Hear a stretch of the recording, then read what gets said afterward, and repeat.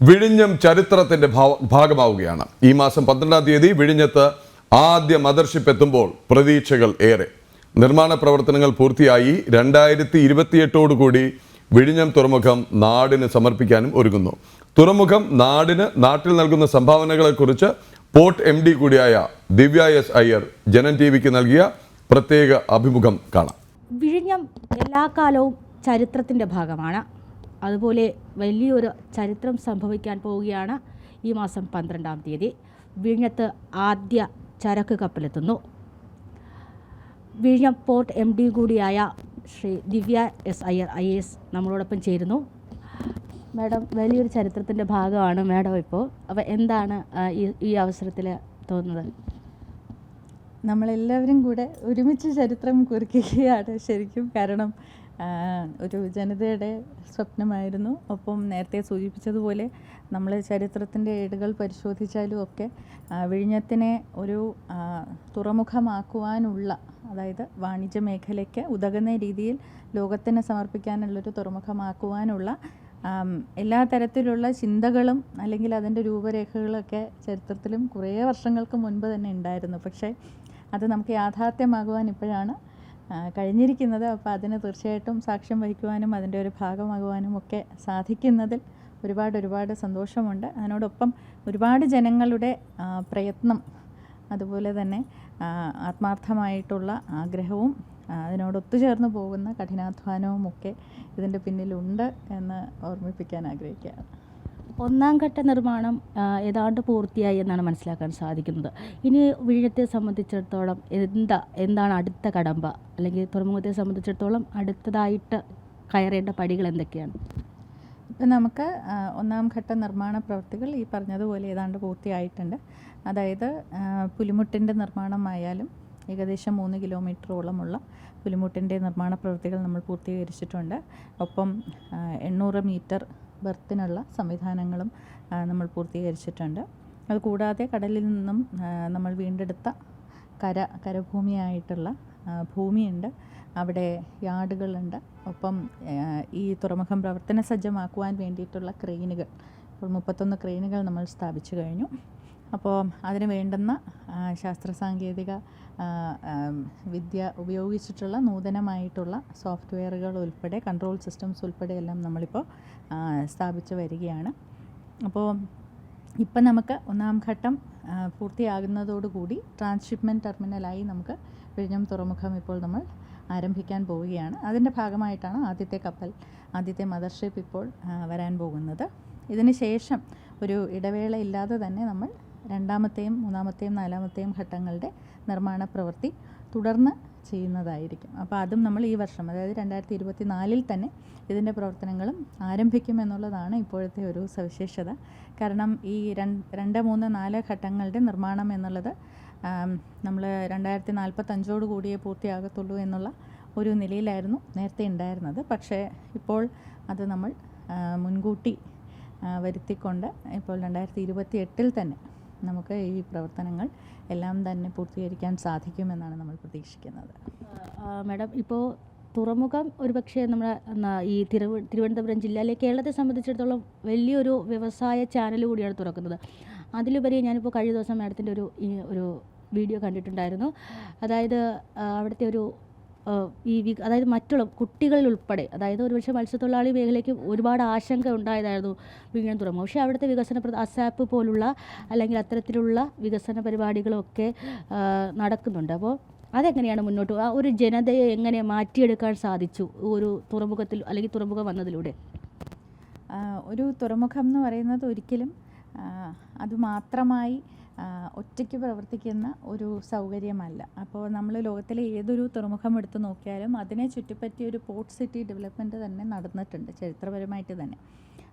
അതിനുള്ള കാരണം എന്ന് വെച്ചാൽ ഈ തുറമുഖത്തിൽ വന്നും പോയും ഇരിക്കുന്ന ഈ പറയുന്ന ചരക്ക് കപ്പലുകളായാലും അതിൽ വരുന്ന സാമഗ്രികളായാലും അവിടെ നടക്കുന്ന വ്യവഹാരങ്ങളായാലും എല്ലാം തന്നെ ആ പ്രദേശത്തെ ഉള്ള ജനങ്ങളെ സ്വാധീനിക്കുന്നു എന്ന് മാത്രമല്ല അതിൻ്റെ സമ്പദ് വ്യവസ്ഥയിൽ ഒരു വലിയ മാറ്റം വരുത്തുന്നു എന്നുള്ളതാണ് അതിൻ്റെ സത്യം. അപ്പോൾ ഇതിനെ ചുറ്റിപ്പറ്റി വരാനിരിക്കുന്ന ചെറുതും വലുതുമായിട്ടുള്ള ധാരാളം അവസരങ്ങൾ വാണിജ്യ മേഖലയിലുണ്ട് നമുക്ക്, വ്യവസായ മേഖലയിലുണ്ട് നമുക്ക്.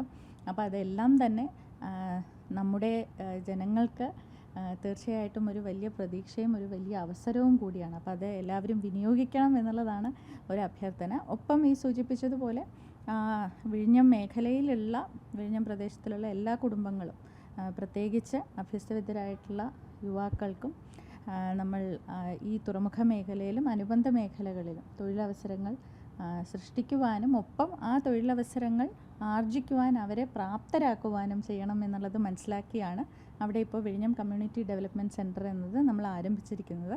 ഇപ്പോൾ കേരള സർക്കാരും നമ്മളൊരു വലിയ സമരമൊക്കെ ഒരുപക്ഷെ വിഴിഞ്ഞം തുറമുഖത്തെ സംബന്ധിച്ചിടത്തോളം സ്വാഭാവികമായിട്ടുള്ള ആഴം കൂടിയ തുറമുഖം, അപ്പോൾ പ്രകൃതിയാൽ തന്നെ മറ്റു രീതിയിലുള്ള പ്രതിസന്ധികളൊന്നും ഇല്ലായിരുന്നു. ഒരു വലിയ സമരമൊക്കെ കണ്ടിട്ട് വന്നതാണ്. മത്സ്യത്തൊഴിലാളികളെ സംബന്ധിച്ചിടത്തോളം ഒരു ആശങ്ക എന്ന് പറയുന്നത് തുറമുഖത്തിന് അല്ലെങ്കിൽ തുറമുഖത്തേക്ക് എത്തുന്ന കപ്പൽ അത് ഡീവിയേറ്റ് ചെയ്യുന്നത് പൊഴിയൂരിനപ്പുറം മാത്രമായിരിക്കും, അല്ലെങ്കിൽ പൊഴിയൂർ കഴിഞ്ഞുള്ള മേഖലകളിലായിരിക്കാം.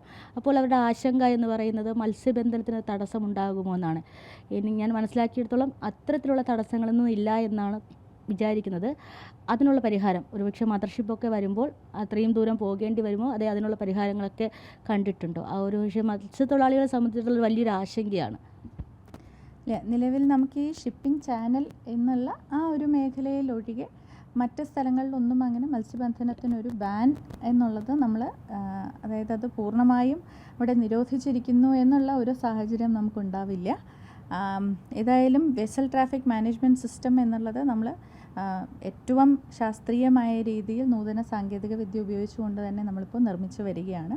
നമ്മുടെ ഇപ്പോൾ ഈ പ്രവർത്തനം ആരംഭിക്കുമ്പോൾ ആദ്യത്തെ ഒരു മാസം 1.5 മാസക്കാലം യഥാർത്ഥത്തിൽ ഇത്തരത്തിലുള്ള കാര്യങ്ങളിൽ ഏതെങ്കിലും തരത്തിലുള്ള സൂക്ഷ്മമായിട്ടുള്ള ഇടപെടലുകൾ വേണമെങ്കിൽ അത് ചെയ്യുവാൻ കൂടിയിട്ടാണ് നമ്മൾ ഇപ്പോൾ തന്നെ ഓപ്പറേഷൻസ് ആരംഭിച്ചിരിക്കുന്നത്. അപ്പോൾ ഔപചാരികമായി പോർട്ടിൻ്റെ കമ്മീഷനിങ്ങും അതിൻ്റെ ഉദ്ഘാടനവും വരുന്നതിന് മുൻപ് തന്നെ ഇത്തരത്തിലുള്ള ഒരുപക്ഷെ വളരെ സൂക്ഷ്മമായിട്ടുള്ള കാര്യങ്ങൾ നമുക്ക് ഭാവനാത്മകമായി അത് ചെയ്യാൻ സാധിക്കില്ല. ഇത് നമുക്ക് പ്രാവർത്തികമായിട്ട് ചെയ്തു നോക്കിയാൽ മാത്രമേ ഇത്തരത്തിലുള്ള എന്തെങ്കിലും പ്രശ്നങ്ങൾ, ഇപ്പോൾ ഒരു ചെറിയ കപ്പൽ വരുമ്പോൾ ഉള്ള സാഹചര്യമല്ലായിരിക്കും ഈ പറഞ്ഞതുപോലെ ലോകത്തെ ഏറ്റവും വലിയ ഒരു കപ്പൽ വരുമ്പോൾ, അല്ലെങ്കിൽ ഏറ്റവും നീളത്തിലുള്ള കപ്പൽ വരുമ്പോൾ, മദർഷിപ്പ് വരുമ്പോൾ എന്തൊക്കെയാണ് കടലിൽ അല്ലെങ്കിൽ തിരമാലകളിൽ അല്ലെങ്കിൽ നമ്മുടെ ഡ്രാഫ്റ്റിൽ ഒക്കെ വരുന്ന മാറ്റങ്ങൾ എന്നുള്ളത്, അതുപോലെ മഴയത്തും വെയിലത്തും ഒക്കെയുള്ള മാറ്റങ്ങൾ എന്തൊക്കെയാണ്, അതിന് അനുബന്ധമായി നമ്മൾ ആ സോഫ്റ്റ്വെയറിലും ഒപ്പം നമ്മുടെ സജ്ജീകരണങ്ങളിലും ക്രമീകരണങ്ങളിലും വരുത്തേണ്ട മാറ്റങ്ങൾ എന്തൊക്കെയാണ് എന്നുള്ളത് നോക്കാനാണ് നമ്മളിപ്പോൾ ഈ ഒരു 1.5 മാസം സമയം അല്ലെങ്കിൽ 2 മാസം സമയം നമ്മൾ വെച്ചിരിക്കുന്നത്. അപ്പോൾ ആ കാലഘട്ടത്തിൽ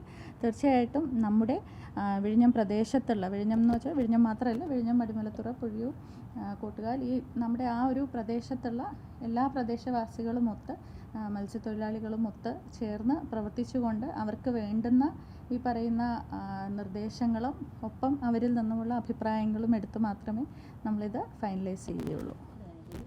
ഷെങ്ഹുവ വന്ന സമയത്ത് ആ സമയത്താണെന്ന് എനിക്ക് തോന്നുന്നു ഒരു ഇൻ്റർനാഷണൽ മാരിടൈം കോൺക്ലേവ് നടന്നിട്ടുണ്ടായിരുന്നു. ആ സമയത്ത് തമിഴ്നാട് ഏതാണ്ട് ഒരു 1900 കോടിയിൽ പരം അതിലധികമുള്ള പ്രോജക്റ്റുകൾക്കൊക്കെ അവരുടെ തമിഴ്നാട്ടിലേക്ക് തുറമുഖത്തേക്ക് കൂടുതൽ പ്രോജക്റ്റുകൾ കൊണ്ടുവരാൻ ശ്രമിച്ചു. സംസ്ഥാനത്തിന് എന്തുകൊണ്ട് വിഴിഞ്ഞം തുറമുഖത്ത് അത്തരത്തിലുള്ള പ്രോജക്റ്റുകൾ ആകർഷിക്കാൻ പറ്റുന്നില്ല? അപ്പോൾ അത്തരത്തിലുള്ള വലിയ ഒരു തുറമുഖത്തെ സംബന്ധിച്ചിടത്തോളം അത്രയും മാരിടൈം പോലെ വലിയ പ്രോജക്റ്റുകൾ, അത്തരത്തിലുള്ള പ്രോജക്റ്റുകൾക്ക് ഇപ്പോഴേ ക്ഷണം കിട്ടിയിട്ടുണ്ടോ? അല്ലെങ്കിൽ അതിലുള്ള എങ്ങനെയാണ് വിഴിഞ്ഞത്തെ സംബന്ധിച്ചിടത്തോളം അത്തരത്തിലുള്ള പ്രോജക്റ്റുകൾ കണ്ടെത്താനുമായിട്ടുള്ള ശ്രമം എങ്ങനെയാണ് എന്നത്? മാരിടൈം മേഖല എന്ന് പറയുന്നത് യഥാർത്ഥത്തിൽ കേരളത്തിനും ഭാരതത്തിനും ഒക്കെ ഇനിയും ഒരുപാട് വളർച്ചയ്ക്ക് സാധ്യതയുള്ളൊരു മേഖലയാണ്. അത് കണ്ടുകൊണ്ട് തന്നെയാണ് നമ്മൾ വിഴിഞ്ഞം തുറമുഖത്തിൻ്റെ പ്രവർത്തനമായാലും നമ്മുടെ ഈ പറയുന്ന അടുത്ത ഘട്ടത്തിൻ്റെ പ്രവർത്തനമായാലും ഒക്കെ ത്വരിതപ്പെടുത്തുന്നതും. ഇപ്പോൾ അടുത്ത ഈ 2, 3, 4 ഘട്ടങ്ങളുടെ പ്രവർത്തനം നമ്മൾ ഈ അടുത്ത 4 വർഷത്തിൽ ചെയ്യും എന്ന് പറയുമ്പോൾ ശരിക്കും ഈ 4 വർഷത്തിനുള്ളിൽ ഏകദേശം 10,000 കോടി രൂപയുടെ നിക്ഷേപമാണ് നമ്മുടെ സംസ്ഥാനത്തിലേക്ക് വരാൻ പോകുന്നത്. അപ്പോൾ അത്തരത്തിലുള്ള നിക്ഷേപങ്ങൾ വരുമ്പോൾ തീർച്ചയായിട്ടും നമ്മുടെ ഒരു നിക്ഷേപ കാലാവസ്ഥ എന്ന് നമ്മൾ പറയില്ല, ഈ ഇൻവെസ്റ്റ്മെൻറ്റ് ക്ലൈമറ്റ് എന്ന് പറയുന്നത് ശരിക്കും വളരെയധികം മാറുകയാണ് ചെയ്യുന്നത്, പരിവർത്തനപ്പെടുകയാണ് ചെയ്യുന്നത്. അതിനോടൊപ്പം തന്നെ നമ്മളിപ്പോൾ അനുബന്ധമായിട്ടുള്ള മേഖലകളിലും വ്യാവസായിക മേഖലകളിലുമുള്ള ചർച്ചകൾ നടക്കുന്നുണ്ട്. അത് വലുതും ചെറുതുമായിട്ടുള്ള കമ്പനികളുമായിട്ട് ചർച്ചകൾ നടത്തുന്നുണ്ട്. അപ്പോൾ ഇപ്പോൾ ഉദാഹരണത്തിനായി ഗ്രീൻ ഷിപ്പിംഗ് അല്ലെങ്കിൽ ഗ്രീൻ ഹൈഡ്രജൻ എന്നുള്ളത് നമുക്ക് തീർച്ചയായിട്ടും വിഴിഞ്ഞം തുറമുഖവുമായി ബന്ധപ്പെട്ട് നമുക്ക് ചെയ്യാൻ സാധ്യതയുള്ളൊരു മേഖലയാണ്. കുറച്ച് എന്താ പറയുക, നമ്മളിപ്പോൾ കാലയെ കൂട്ടി ചിന്തിച്ചുകൊണ്ട് ചെയ്യേണ്ടുന്ന ഒരു പദ്ധതി കൂടിയാണത്. അപ്പോൾ അത്തരത്തിലുള്ള പദ്ധതികൾ ഉൾപ്പെടെയുള്ള കാര്യങ്ങളിൽ ചർച്ചകൾ നടക്കുന്നുണ്ട് തീർച്ചയായിട്ടും. നമ്മുടെ എല്ലാവരുടെയും ഒരു സ്വപ്നമാണ് എന്നുള്ളത് തന്നെയാണ്. അപ്പോൾ അതിൽ ഞാനും തീർച്ചയായിട്ടും എല്ലാവരുടെയും സന്തോഷത്തിൽ ഞാനും പങ്കുചേരുന്നു എന്നുള്ളത് മാത്രമാണ്. അത് തീർച്ചയായിട്ടും ഒരു സൗഭാഗ്യം തന്നെയാണ്. തീർച്ചയായും എല്ലാവരുടെയും സ്വപ്നം പൂവണിയുകയാണ്. വിഴിഞ്ഞത്ത് ആദ്യത്തെ മദർഷിപ്പ് വരാൻ പോകുന്നു. ശുഭപ്രതീക്ഷയോടെയാണ് ക്യാമറമാൻ അനോജ് ആനോറിനോടൊപ്പം ടിൻഡുദാസ്, ജനം, തിരുവനന്തപുരം.